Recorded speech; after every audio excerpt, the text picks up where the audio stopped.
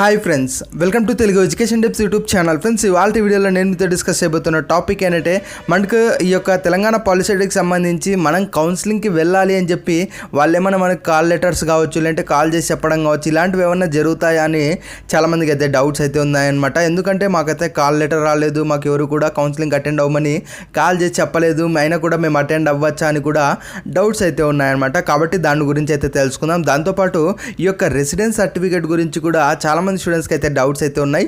వాటి గురించి కూడా మనమైతే డీటెయిల్స్గా తెలుసుకోవడానికి అయితే ట్రై చేద్దాం. ఫ్రెండ్స్, ఇక టాపిక్లోకి అయితే వెళ్ళే ముందుగా నా చిన్న రిక్వెస్ట్ ఏంటంటే ఇప్పటివరకు మన తెలుగు ఎడ్యుకేషన్ టిప్స్ యూట్యూబ్ ఛానల్ని మీరు ఎవరైనా సబ్స్క్రైబ్ చేయకుండా చూస్తున్నట్టయితే మీకు యూస్ఫుల్ అయ్యే ఇలాంటి వీడియోస్ కోసం అయితే సబ్స్క్రైబ్ చేసుకోండి. ఫ్రెండ్స్, ఇక టాపిక్లోకి వచ్చేసినట్టయితే మెయిన్గా మీరు పాలిటెక్నిక్ అంటే ఈ యొక్క పాలిసెట్ కౌన్సిలింగ్కి వెళ్ళడానికి ఎటువంటి కాల్ లెటర్స్ కానీ ఎటువంటి ఫోన్ కాల్స్ అయితే ఇష్యూ చేయరు గవర్నమెంట్ సైడ్ నుంచి. ఈ పాయింట్ అయితే మైండ్లో ఫిక్స్ చేసుకోండి. దానికి సంబంధించిన ప్రూఫ్ కూడా మీకు అయితే చూపిస్తాను.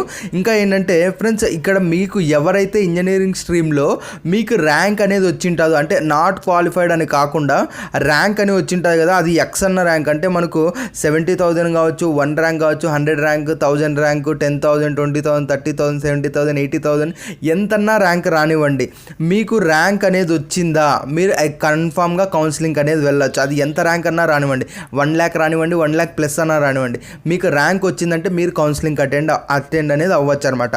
దీనికి సంబంధించి ఒకసారి మనకు ఈ యొక్క పాలిసెట్కి సంబంధించి ఈ యొక్క బుక్లెట్లో చూసుకున్నట్టయితే మనకి ఇక్కడ అడ్మిషన్కి సంబంధించి ఇన్ఫర్మేషన్ అయితే ఉంది. ఇక్కడ మీరు ఈ యొక్క ఏదైతే ఈ పాయింట్ ఉందో ఈ పాయింట్ ఒకసారి గమనించడానికి అయితే ట్రై చేయండి.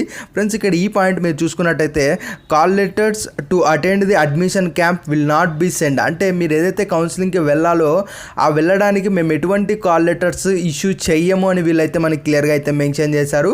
కాబట్టి ఎవరికైతే ర్యాంక్ ఉందో వాళ్ళంతా ఈ యొక్క మనకు కౌన్సిలింగ్కి అటెండ్ అవ్వడానికి ఎలిజిబుల్ అనమాట. కాబట్టి దీనిపై కన్ఫ్యూజన్స్ ఉంటే ఇక్కడితో స్టాప్ చేసేయండి. మీకు ర్యాంక్ వచ్చిందంటే మీరు కన్ఫర్మ్గా కౌన్సిలింగ్ అనేది వెళ్ళొచ్చు. ఆ తర్వాత సీట్ ఎలా వస్తుంది ఫర్దర్గా అదంతా ఫర్దర్ ప్రాసెసెస్ అనమాట. దానికి సంబంధించి హెవీ టాపిక్ అయితే ఉంటుంది అనమాట. కాబట్టి అది ఫర్దర్ ప్రాసెస్. బట్ ఏంటంటే మీరైతే కౌన్సిలింగ్ అయితే అటెండ్ అవ్వండి. ఇక ఇంకొకటి ఏంటంటే చాలామందికి ఈ యొక్క రెసిడెన్స్ సర్టిఫికేట్ దానిపై అయితే ఐడియా లేదనమాట. అది లేదంటున్నారు, ఏంటి పరిస్థితి, దాని గురించి కూడా కొంచెం డిస్కస్ చేసుకోవడానికి అయితే ట్రై చేద్దాం. మీన్స్ ఇక్కడ ఏదైతే బుక్లెట్ ఉందో ఈ బుక్లెట్లో మెయిన్గా మీకు ప్రతి సర్టిఫికేట్ అయితే వీళ్ళైతే మెన్షన్ చేశారు.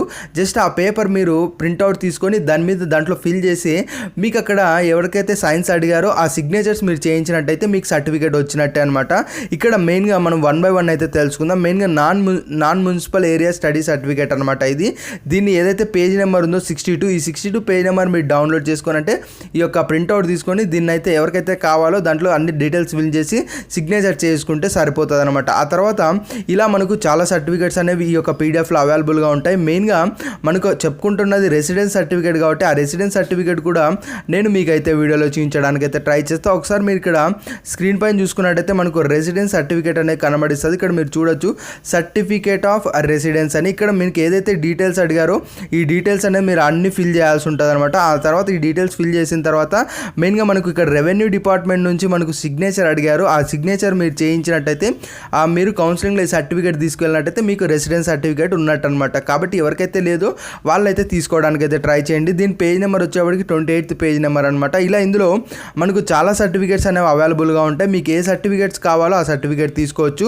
ఇక్కడ రెసిడెన్స్తో పాటు మీకు ఎవరికైనా క్యాస్ట్ సర్టిఫికేట్ లేదనుకోండి, ఆ క్యాస్ట్కి సంబంధించి కూడా వీళ్ళు ఈ యొక్క సర్టిఫికేట్ ఫామ్ అయితే పెట్టారు. ఇక్కడ మీరు చూడొచ్చు ఫామ్ 3లో మెయిన్గా దీని పేజ్ నెంబర్ వచ్చేప్పటికి 54 అనమాట. ఇక్కడ మెయిన్గా community, nativity and date of birth certificate ఈ కంప్లీట్ అన్నీ ఇందులోనే వస్తాయన్నమాట. ఎక్కడైతే డాషెస్ ఉన్నాయో అక్కడ మీ డీటెయిల్స్ అన్ని ఫిల్ చేయాల్సి ఉంటుంది. ఫిల్ చేసి ఈ యొక్క ఏదైతే నేమ్ ఇన్ క్యాపిటల్ లెటర్స్ ఇదంతా మీరు రాసి సిగ్నేచర్స్ అనేవి ఎవరితో అథారిటీస్ అడిగారో అక్కడ మీరు సిగ్నేచర్స్ చేయించినట్టయితే మీకు ఈ సర్టిఫికేట్ అనేది వాల్యుబుల్గా కన్సిడర్ చేస్తారు. కౌన్సిలింగ్లో దీన్ని కూడా యాక్సెప్ట్ అనేది చేస్తారనమాట.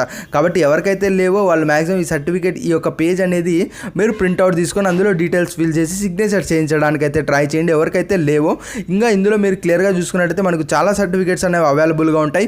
ఇక్కడ మెయిన్ ఇంకొక మెయిన్ పాయింట్ ఏంటంటే ఎవరైతే ఈ యొక్క స్పోర్ట్స్ కావచ్చు, ఎన్సీసీ కావచ్చు, ఫిజికల్ హ్యాండిక్యాప్ కావచ్చు, వాటిలో రిజర్వేషన్ క్లెయిమ్ చేసుకోవాలనుకుంటున్నారో వాళ్ళైతే వీళ్ళు చెప్పిన ఈ డీటెయిల్స్ అయితే గమనించడానికి అయితే ట్రై చేయండి. మెయిన్గా ఏంటంటే ఈ యొక్క స్పోర్ట్స్కి సంబంధించి వీళ్ళు ఎలాంటి సర్టిఫికేట్స్ యాక్సెప్ట్ చేస్తారు, ఎక్కడ స్పోర్ట్స్ చేసి ఉండాలి అన్న డీటెయిల్స్ అయితే మనకైతే ఇందులో మెన్షన్ చేశారు. ఆ తర్వాత మెయిన్గా మనకు ఫిజికలీ హ్యాండిక్యాప్కి కానీ మనకు ఈ యొక్క చిల్డ్రన్ ఆఫ్ ఆర్మ్డ్ పర్సనల్స్ కానీ దీనికి సంబంధించి సర్టిఫికేట్స్ ఉంటాయి కదా, అవి ఎలా ఉండాలన్న దాని గురించి ఇందులో ఇన్ఫర్మేషన్ అయితే ఉంది. ఈ పేజ్ నెంబర్ వచ్చేప్పటికి 68.